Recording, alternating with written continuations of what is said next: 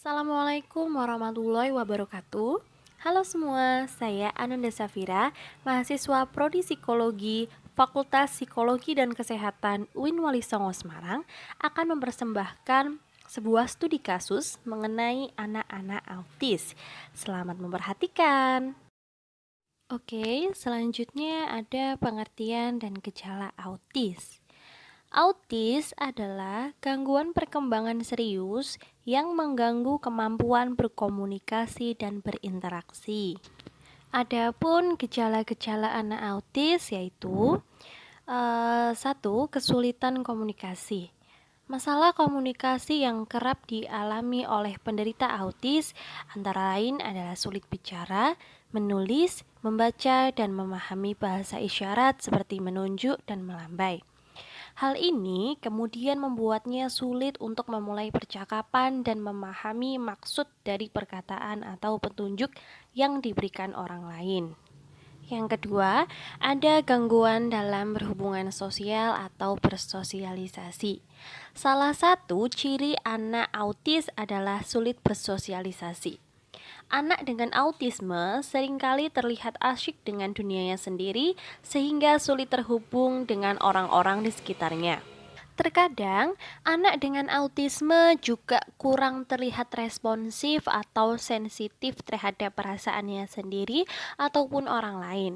Oleh karena itu, anak autis biasanya tidak mudah berteman, berbagi, dan bermain dengan teman-teman sebayanya atau fokus terhadap suatu objek atau mata pelajaran di sekolah. Lalu, selanjutnya ada gangguan perilaku.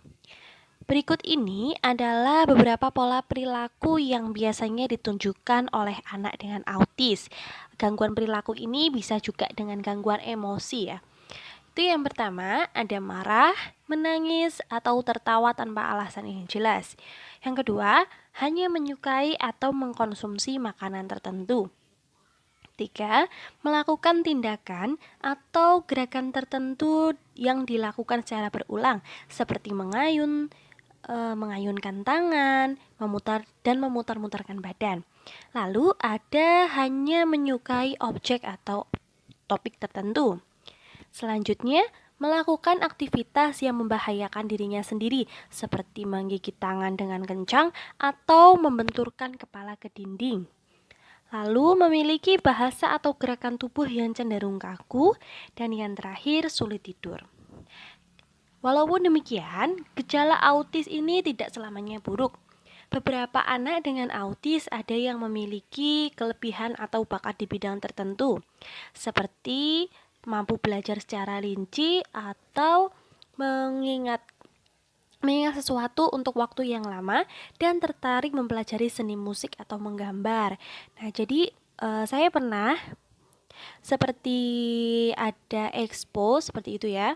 Jadi expo itu menunjukkan hasil-hasil karya dari anak-anak SLB, dan benar di anak SLB itu karyanya tuh unik-unik gitu, seperti ada kerajinan tangan, lalu ada membuat telur asin atau bagaimana seperti itu. Jadi anak-anak tuh sebisa mungkin diarahkan dan dimaksimalkan apa keahlian yang dimiliki oleh ARBK masing-masing tersebut gitu. Baik, selanjutnya ada identitas subjek. Jadi subjek ini bernama O, inisial ya. Tempat lahirnya ada di Purworejo, 4 September 2009. Nama orang tua, di sini orang tuanya adalah ibu, yaitu RL. Tempat tanggal lahir Purworejo 25 Maret 1997. Awal mula dan penerimaan orang tua subjek. Jadi, orang tua subjek ini mengetahui anaknya autis ketika berumur 6 bulan. Di mana perkembangan si anak ini itu berbeda dengan anak yang lain, seperti itu ya. Dari situ orang tua sudah curiga, kenapa nih kok anakku seperti ini, seperti itu ya. Jadi orang tua sudah pasrah seperti itu. Nah, lalu awal mulanya si orang tua ini tuh merasa shock dan tidak percaya karena dua anak sebelumnya tuh normal dan biasa saja. Jadi RL ini sudah memiliki 3 anak. Nah, si O itu adalah anak yang ketiga di mana dia mengidap autis itu gitu. Jadi ya memang untuk orang-orang yang awam keadaan seperti ini biasanya membuat kita kurang menerima atau kaget atau shock seperti itu. Nah, tapi lama-kelamaan orang tua subjek ini mulai menerima keadaan anaknya, kakak-kakaknya juga mulai menerima seperti itu. Kakaknya juga selalu membimbing adiknya. Selama pengamatan saya, kebetulan subjek ini adalah tetangga saya. Kakak-kakaknya ini memang perhatian seperti itu dan baik ke adiknya, momong seperti itu ya. Nah, lalu subjek ini disekolahkan di SLB Cangkrep seperti itu. Jadi si anak ini tetap sekolah. Nah, lalu setelah saya lakukan wawancara dengan subjek, ibu subjek maksud saya, ternyata ada turunan autis dari keluarga ibu sebelumnya. Jadi tante dari si ibu ini dia tuh sudah mengalami autis seperti itu. Lalu ada saudara yang lain juga mengalami autis. Jadi autisnya ini adalah turunan dari keluarga-keluarga yang sebelumnya. Lalu ada perkembangan sosial dan emosi subjek. Subjek karena kurang bisa mengontrol emosinya, teman-teman normal sebaya dengan umurnya ini jarang, bahkan tidak ada yang mau berteman dengannya. Karena dia itu cenderung agresif dan ketika didekati temannya, ia malah cenderung menjauh. Ia juga biasanya menolak untuk bertatapan mata dengan lawan bicaranya. Jadi ini adalah pemaparan dari ibu subjek dan pengamatan saya seperti itu. Ibu subjek juga mengatakan bahwa di rumah itu dia jarang berteman dengan teman-teman sebayanya. Ayah ibunya ini memiliki warung atau membuka warung yang lumayan jauh dari rumah. Jadi ketika si orang tua subjek ini pergi berjualan, kakak-kakaknya sekolah, dan misalnya nih dia sudah pulang sekolah gitu, dia tuh dikunci di rumah itu sendirian. Jadi sebenarnya juga kasihan ya. Tapi jika ia dibiarkan keluar, dia juga itu cenderung membuat resah tetangga-tetangga sekitar ya seperti itu. Jadi pernah ada kejadian dia tuh masuk ke rumah orang tetangganya gitu ya, dia tuh mengobrak-ngabrik rumah tetangganya gitu. Terus ketika dimarahin dia lari, terus tiba-tiba dia ketawa, tiba-tiba dia nangis seperti itu.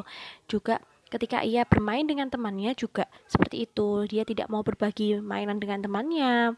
Dia cenderung mungkin untuk anak biasa menyebutnya dia nakal gitu. Padahal ini memang hal biasa yang terjadi pada anak-anak autis gitu ya. Ada juga seperti yang sudah saya jelaskan tadi ya, terkadang dia tertawa, sedih dan marah sendiri. Dia cenderung kurang bisa mengontrol emosinya.